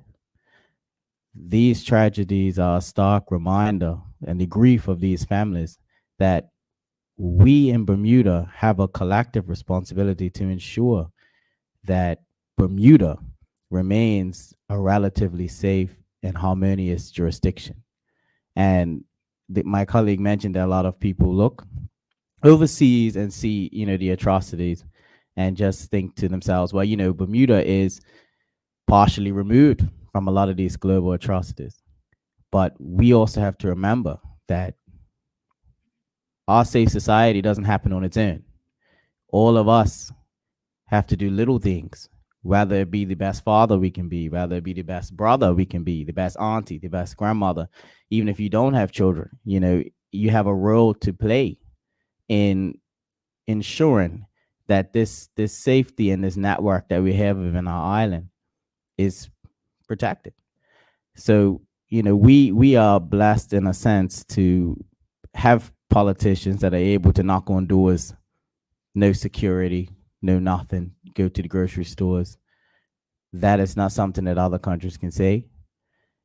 And we haven't crossed certain lines yet that I hope we never do. But at the same time, the tragedies are a reminder that we are not removed, we are not untouched by, hardship and incredible, horrible losses, and that we should always look to how we each can do little things in our circles to help mitigate and to help strengthen our community. So I just wanted to speak very briefly and to say that as the opposition, we look forward to not only supporting government in this endeavor, especially when the strategic plan and all those things are rolled out to support, but also to offer, our help and our aid. And I think it's very important for us in this chamber and other chambers and the other chamber, other place, to show that unity to the population, because at a time where divisions are growing, anxiety is growing, we have a responsibility to show folks that this is a collective. No matter which banner you stand under, that this is a priority, and that the loss is felt regardless of your affiliation, regardless of what end of the island you are on, regardless of your political beliefs. And even deeper than that, as the demographic of people who are being killed, who have been murdered, who have been lost on the roads, but most specifically towards these unfortunate losses of life due to murder, there is a duty upon myself, as not just as an appointed official, but also as somebody who fits into that demographic of young Black men, to speak power and support, not only to my own peers, but also into the mothers and the aunties and the other folks who are supporting us in our journey. But when we step outside of this chamber and we go grocery shopping, or we go to the beach, or we take our children out, we are, in essence, Black men. That's it. Members of Bermuda, members of society. And even in this chamber, there's two of us that fit that description, and in this moment now, it's incumbent on us in our positions to not only push forward as much unity as we can, but also to uplift those around us. And I'm privileged to be raising a son. I'm privileged to be able to play a role in my little brother's life, who has just turned 16 and is now in that age bracket where you have to be a bit more vigilant in the activities that they're doing. But it's also crucial for us to accept that regardless of the choices made, these are people. They are not just statistics or numbers. They are Bermudians. And I just wanted to say that we all, and I want to acknowledge the struggles of parents as well in this day and age. So I don't want it to come across as though it's a lecture. I understand that in this day and age, we don't have a lot of support as parents that that past generations had. Where I grew up with, my grandmother was always in the house. There was always somebody home to make sure I got home at a reasonable time. But in these times, grandma and grandpa have to work or have to do part-time things. Most parents are working. And as we know in Bermuda, everything is going up. There's struggles, there's mental health, there's a whole lot of things that are plaguing our Bermudians right now, and probably all of us in this chamber. None of us are removed. So it's very crucial for us to accept that this is a very extremely hard time to raise children, an extremely hard time, and to do what we can as legislators to lift that burden in a sense. But I don't want to come across, and I want to make sure for the record that this will never be a time where it is pointing fingers, solely, solely at government. That this is a multifaceted issue that will require all facets of society to come together and find a solution. And it's not going to be a quick one. But we also have to remember that as Bermudians, we have a lot of positive things and a lot of negative things to address. And that neither of which particularly define us, but what will define us is our ability to come together and speak frank and openly about the things that need to happen and to make sure that we acknowledge these losses, regardless of where we are, and to also make sure that we do everything we can to try and mitigate. Because as my colleague said, you'll never stamp out crime, but it is incumbent that we reassure Bermudians that everything that can be done to mitigate these future issues and future crimes like this can be done, and that the government will not be encumbered. Nobody will be encumbered by division on this. That we are all rowing in the same direction. So, with that, Madam President, I'll finish my comments. Thank you. Thank you, Senator Dwayne Robinson. Would any other senator care to speak on the motion to adjourn? Senator Tucker, opposition leader in the Senate, you have the floor. Thank you, Madam President. I won't be long. I think that much has already been said by Senator Simmons and Senator Dwayne Robinson. I just wanted to add a little bit from in this much in the same vein, but from a different sort of perspective. And that is, I just want to remind the public that each of the people that have tragically lost their lives, most recently, and in other similar circumstances in the not too far past, that these are all people that are people's families. And as we all know, there has been a lot of sharing of information, comments on social media, videos circulating around.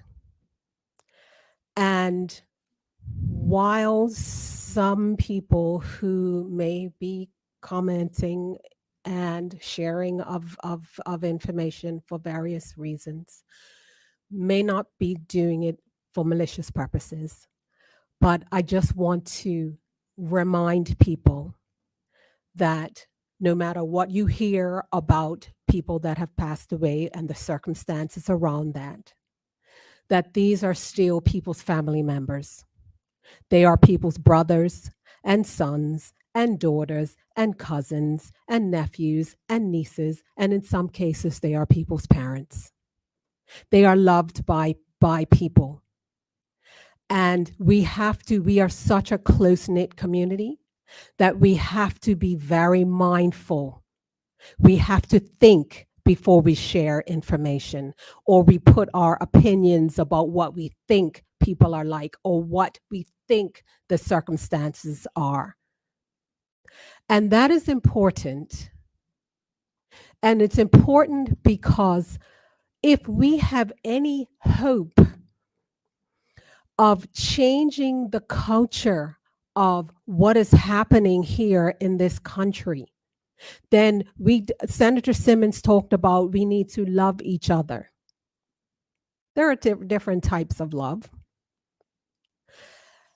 If we're going to truly be that community that we can be, if we're truly going to be our brother's keeper, if we are truly going to be a village, we have pockets of villages.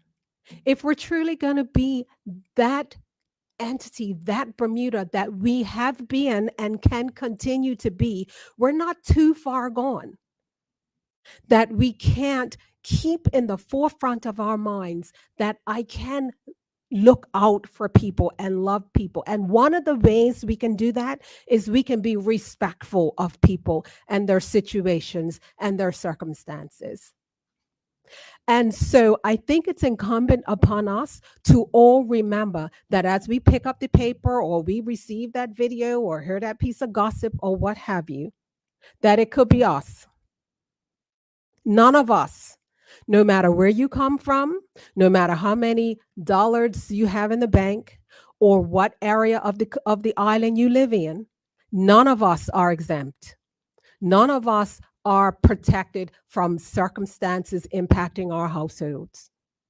So I just wanted to take a moment, Madam President, to remind anybody that's listening today to please think before you post. Think before you send that video around.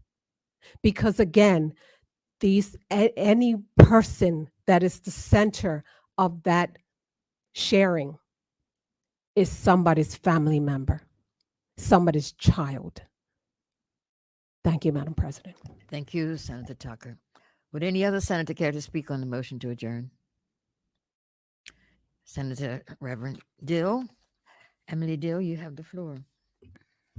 Thank you, Madam President. And I certainly would like to add my voice to this conversation that we are having this morning as we discuss some of the issues that we have faced and continue to face in this community, and the recent incidents that remind us that the work continues. In the church, a lot of times when the church mothers will be leading in prayer, one of the things that I've noticed that some of the older people will say is, Lord, as our faces differ, so do our needs.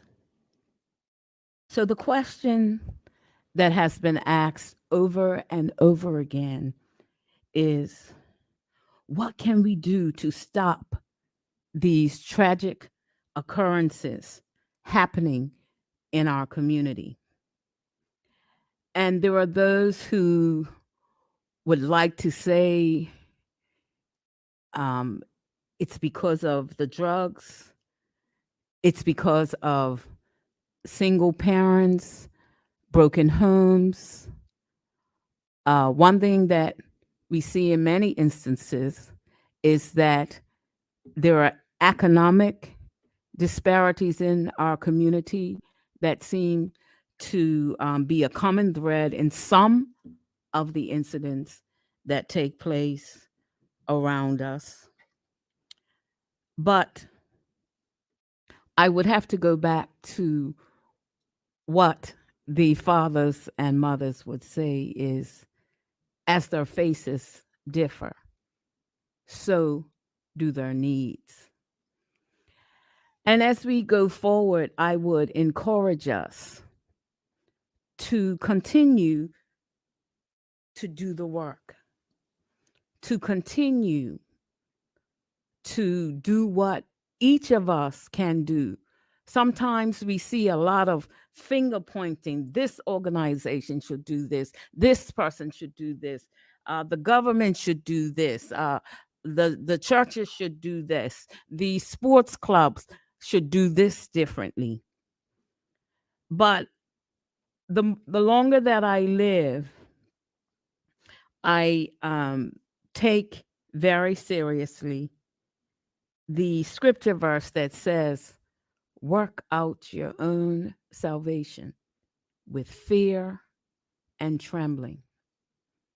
And when I say this, I encourage each and every one of us to look at ourselves and what are the things that we can do to make a difference. What are the resources that we have available to us that can make a difference in the life of a young person etc. Um, I do want to share a story because prior to coming to serve in these chambers, I worked in education off and on for many years. But the bulk of my work, both in education, in the church, and in my own personal pursuits, has been with working with youth that are at risk. And so this morning, I'm going to share, call it a testimony of what can happen if we put our hands to the plow and continue to work with our young people. Round about, I think it was like 2016, 2017. Some of you will recall that there was, at the beginning of the school year, they were using minibuses, and there were fights that were taking place because, whether we believe it or not, there is a generation of young people that actually believe that there are individual that just because an individual lives in a different part of the island than they do, that that individual is their enemy. No other reason than he lives in town or he lives up the country in Somerset. And it is interesting when you are working with these young people to see that it is very real, because that's not something that we grew up with. When we grew up, we had cousins, we had friends from all over the island, and we were free to go wherever we wanted. But somehow, in these last, it appears, 2 generations, we have young people that actually fear for their lives when they go into other parts of the community. So I'm just, let me get back to my testimony. So during that period, there, at the beginning of the school year, there were fights, and uh, bus windows crashed and whatnot. And some of the individuals that were found to be a part of that were being removed from the school system. And I was asked if I would lead and supervise these young, they were all young men at that time. And ironically, these young men came from different parts of the island. So they could not go to Success Academy because they call it, they had beef with each other just because they were living in other parts of the island. So we actually had to set up sites at different parts of the island in order to service these young men. And I'd have to honestly share that it was said to me, well, they're really not doing anything in high school. So it is not our expectation that you'll be able to do miracles, or we're not expecting any real level of success because they aren't doing anything. And, they haven't done anything thus far in their high schools. So we began the work of supporting these young men. And ironically, we found out that they were brilliant. We found out that they were multi talented.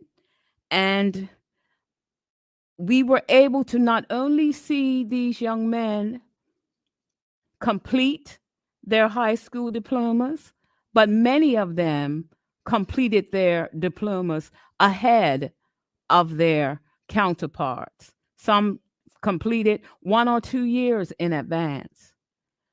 But we worked hard. We developed partnerships with other individuals who would come in and work with them. I remember the missionary society of my church would provide breakfast and snacks so that when they came in, they had food to eat, so they weren't stopping on their way to school and getting there late. And the um, Allen Temple, St. Paul, Bethel, and St. John all donated the premises, Wi-Fi, and whatever it took to clean up after them to this program. But during that period, we saw over 90% over the next few years of those young men graduate, and all but one graduated with honors, and that one graduated with honorable mention.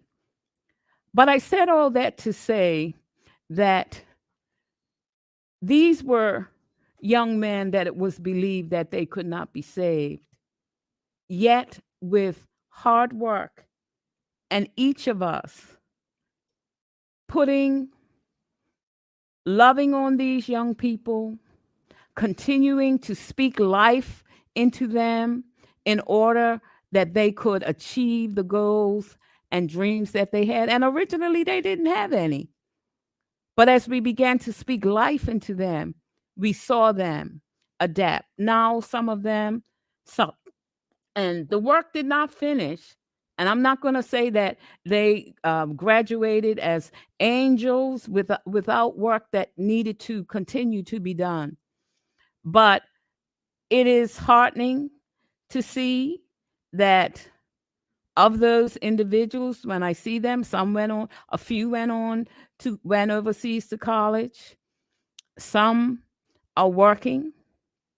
Some are still trying to find work, but they have stayed out of the prison system, because in some ways, when some of these children, it ends up being a school to prison pipeline when they fall through the cracks.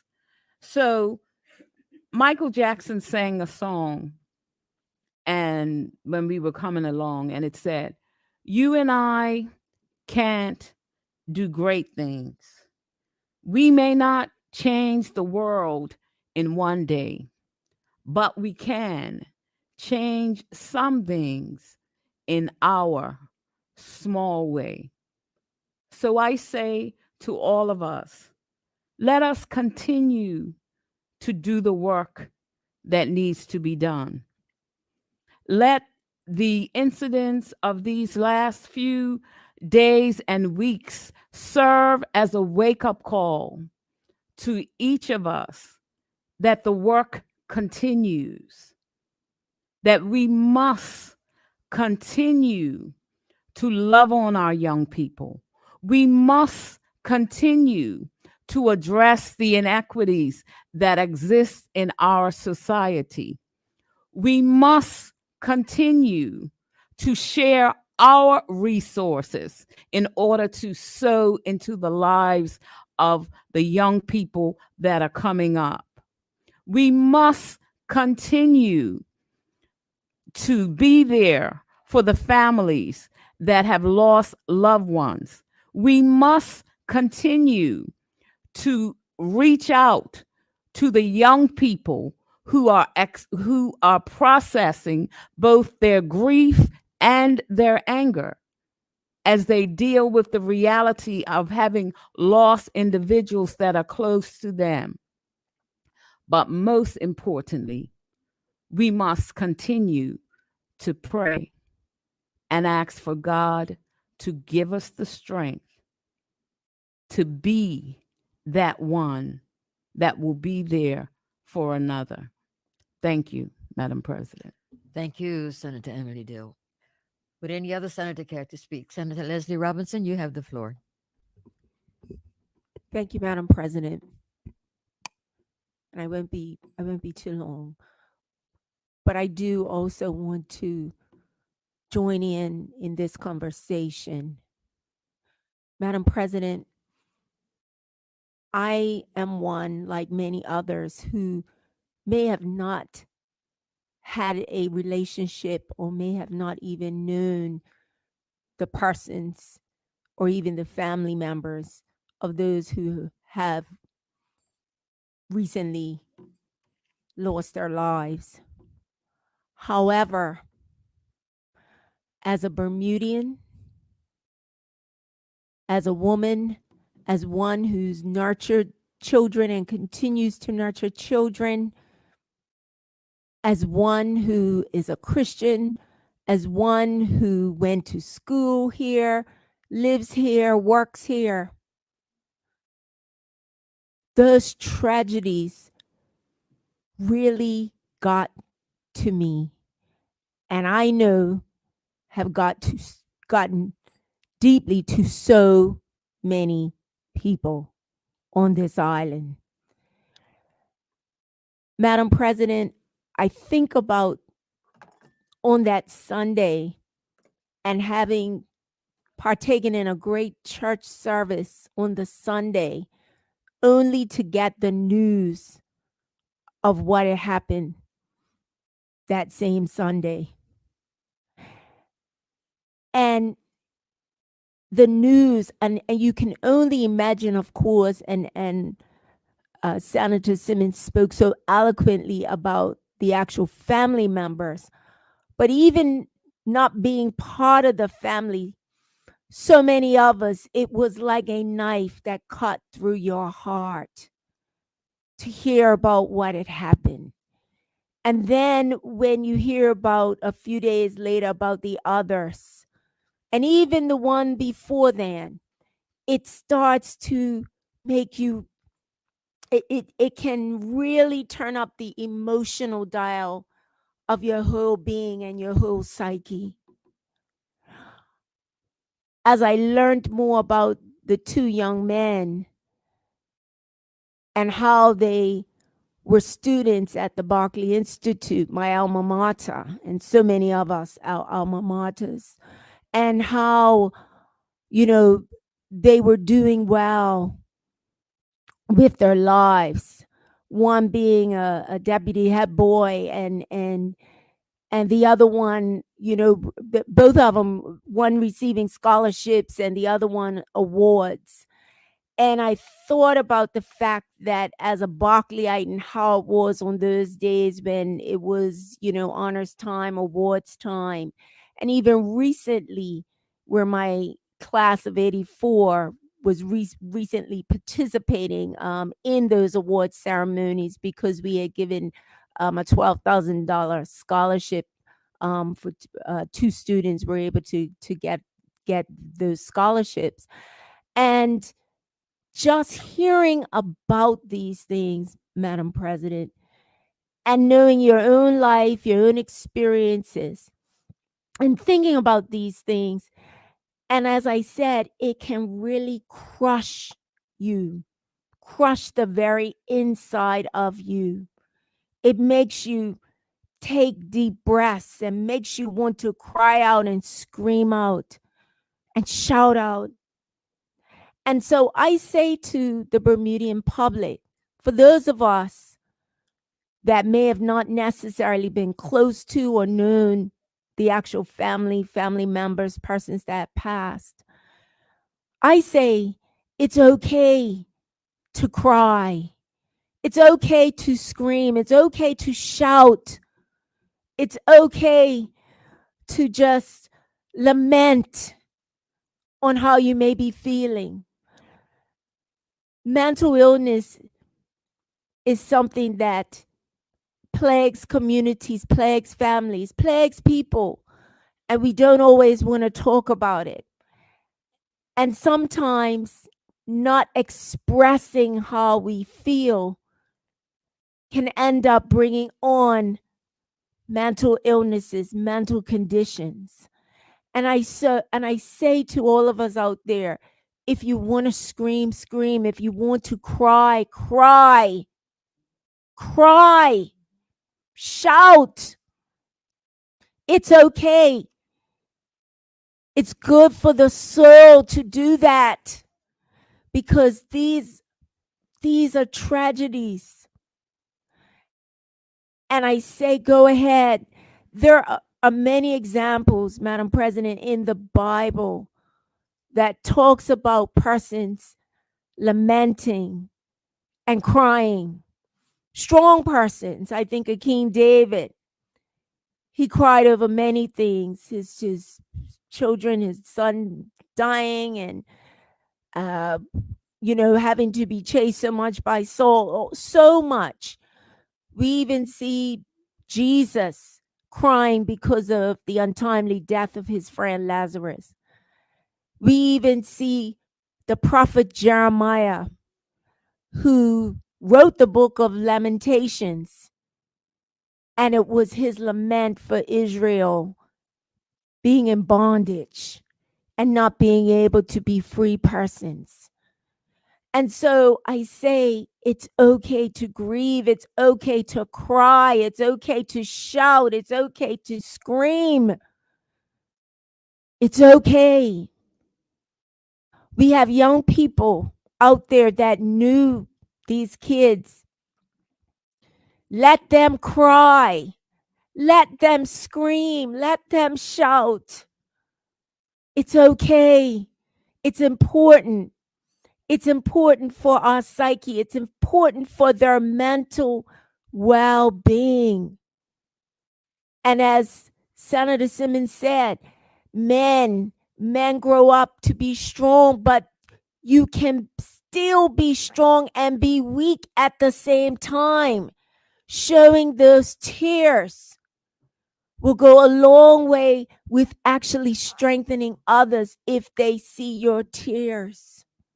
And so weep on, cry on, and shout on, because at least at some point after pouring out, we can go ahead, as Senator Dill said, we can then go out and have a clear head and be mobilized and do the work.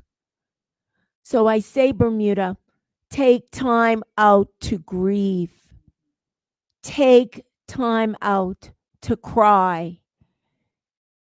There have been so many deaths, not even just these ones in recent times, but so many deaths. Every family has had to go that road to the graveyard in recent times. I say take time out to grieve, to cry, to shout. It's good for the soul. It's good for our mental well-being. And then we can have clear heads and see how we can move forward. Thank you. Thank you, Senator Leslie Robinson. Would any other senator care to speak at this time? Hearing none, then Senate stands adjourned until next week, July the 24th. Thank you, senators, for your input today. Keep well.